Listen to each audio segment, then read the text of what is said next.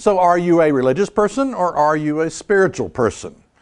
A religious person, a person sitting in church thinking about fishing. A spiritual person is a person fishing thinking about God. I remember one time I was eating at Bojangles, and across the road is a big old tent church. It was Sunday morning. People were, the parking lot was filling up.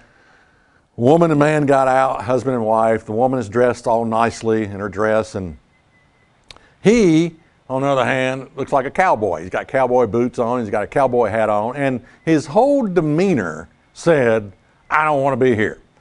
I would rather be roping cows, riding a bull, or anything, but I do not. Sometimes people's body language really speaks volumes if you just watch it. And his body language said, I would rather be anywhere but in here, in church.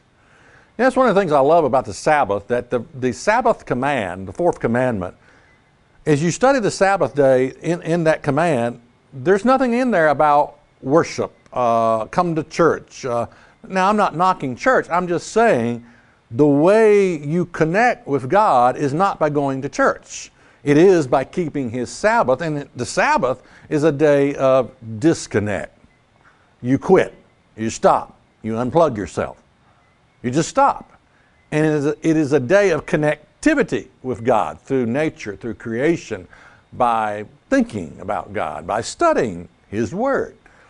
But I just think it's interesting. So many people have this concept, the way I connect with God first is by going to church. Choose the church of your choice, and that's how I connect with God. Not so. Not so at all. There is a better way to connect with God, and it starts by keeping His Sabbath. Now, when God looks at you, does He see an empty temple, or does He see a temple filled with the Spirit of God? 1 Corinthians 6 and verse 19 says this, what?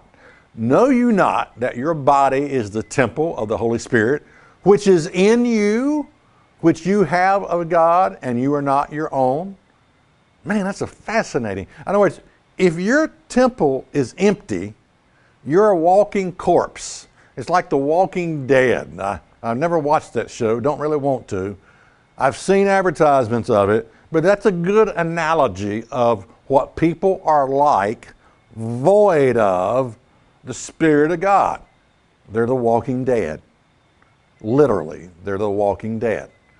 And it says in this verse, you are not your own. If you have the Spirit of God, you no longer own you, God owns you. Okay. Now, most people that you will meet in this world, as sad as this is, but it's a true statement, are just empty temples. Now, I didn't say they couldn't go to church and be religious and all that. Yeah, you can do that. But most people that you're going to meet are empty temples, just waiting to self-destruct.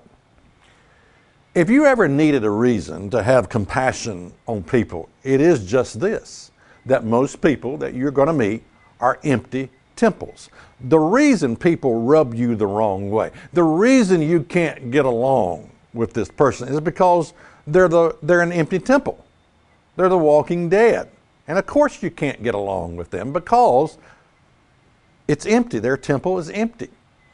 All of the anger, hatred, war, the lust that takes what is forbidden is just the results of an empty temple. They've never been filled with the Spirit of God.